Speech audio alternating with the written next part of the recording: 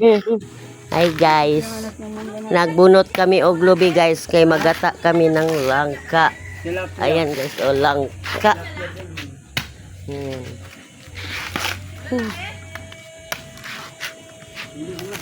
Andito na kami sa probinsya. Nagbunot na kami og ano. Uy, namin na siya i-ano dito, gawin sa orchids det. Sa orchids, i-ano yung bunot. Ha? Ano yung halo natin na ano yan? Prito. Prito ang isda. Ihalo.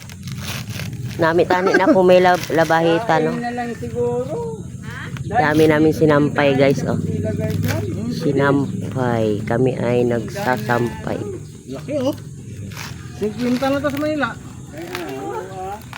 Ano ka? 50 talaga yan, doon.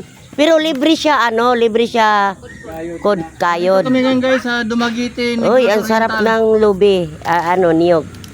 Talagang ano siya. Iniyog talaga to siya guys. Galing sa puno.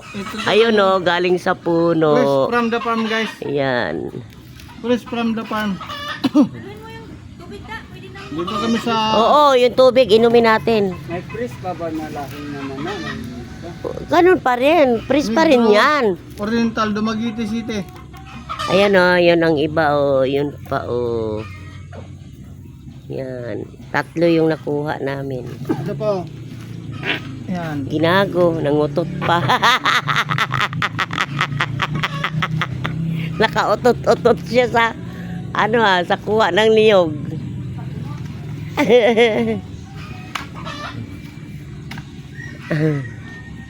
Ayan pa isa, akit mo na.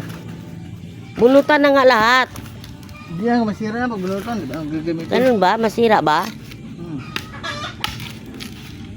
Lago, oh.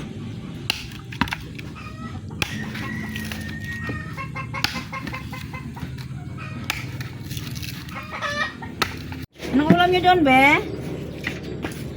Apa? Iklog ulam ko. Pares tagali itlog.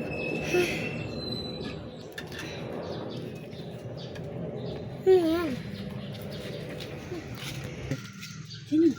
Sa apply. Pwede rin. Ikaw? Dapat Guys, luto na ang aming wala pa diyan. Tingnan nyo guys, Malapit na yan. Ano? na inano na namin yan. Yung nilaga na namin, tapos tinapon ang tubig para hindi mapakla. Tapos nagata. Kunti na lang ano eh. Kunti na lang yung... Lami ang gata. 2 gata. Lami. Yan. Tapos daing raang isagol. Ay, binabad ko na eh. Para ano siya. This is how you